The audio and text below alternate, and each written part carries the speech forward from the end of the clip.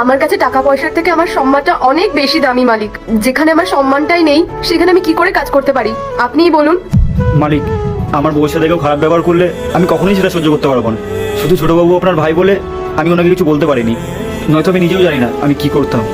আমার বউয়ের সাথে কেউ এত নোংরা ব্যবহার করলে আমি কখনোই সেটা সহ্য করতে পারবো না। আমি জানি মালিক, আমরা আপনাকে কথা দিয়েছিলাম যে আমরা এই কাজ ছেড়ে কখনোই যাবো না, আর সেই জন্যই তো মায়ের শরীর খারাপের সময় আমরা গ্রামে ফিরে যাইনি। মালিক, আমি সব সহ্য করে নিতে পারি, কিন্তু আমার বউয়ের অসম্মান হোক এটা আমি কখনোই সহ্য করতে পারবো না। তাই জন্য আমরা গ্রামে গিয়ে অন্য কোনো কাজ করব।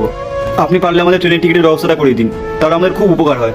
গোপাল, আমার ভাইয়ের হয়ে আমি তোমার কাছে হাত জোর করে ক্ষমা চাইছি, তুই প্লিজ ওকে ক্ষমা করে দাও। আরে না না মালিক, আপনি এটা কি করছেন? আপনি আমাদের মালিক হন, আর মালিক হয়ে আপনি আমাদের সামনে হাত জোর করছেন, এটা একদমই ভালো দেখায় না। ভালো তো এটাও দেখায় না যেটা আমার ভাই করেছে। আমার তো ভেবেই রাগ হচ্ছে। কিন্তু গোপাল, তুমি বিশ্বাস করো, আমার হাত পা বাঁধা। বাবা চলে যাওয়ার সময় আমি তাদেরকে কথা দিয়েছিলাম যে আমি কোনোদিনও ভাইয়ের গায়ে হাত তুলবো না, সবসময় ওর খেয়াল রাখবো, আমি ওকে বাবা মা স্নেহে আগলে রাখবো। কিন্তু না, এখন সময় এসে গেছে, ওকে ওর ভুলটা বুঝতেই হবে। গোপাল, তুমি জানো ও আগেও কয়েকজনের সঙ্গে ঠিক এরকম ব্যবহারটাই করেছে। তাদের বাড়ির লোক এসে আমাকে জানিয়েছিল, তারা শুধুমাত্র আমার সম্মানের কথা ভেবে ওকে কিছু বলেনি।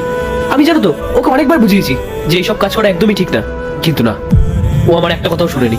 ও ওর এই ফালতু বন্ধুদের পাল্লায় পড়ে এইসব কাজগুলো করছে। ওই যে কথায় আছে না, সৎ স্বর্গে স্বর্গবাস, অসৎ স্বর্গে সর্বনাশ।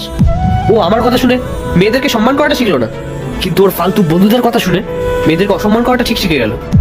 গোপাল, তুমি আমাকে ক্ষমা করে দাও। আমি তোমাকে কি বলবো বুঝতে পারছি না। তুমি তোমাকে বড় দাদার মতন করে ভাবো, বলো। আমি হাত জোর করে তোমার কাছে ক্ষমা চাইছি। আর মালতী, আমি তোমাকে ছোট বোনের মতন করে দেখি, তুমি তোমাকে ভাইফোঁটা দাও আর রাখিও পড়াও। তুমি কোনো চিন্তা করো না, আমি আর ওকে ছেড়ে কথা বলবো না। এবার আমি ওকে বাড়ির থেকে বার করে দেবো। না না মালিক, আপনি এরকম করবেন না। পার্ট 2 দেখতে সাবস্ক্রাইব করো ভেলকু 78M।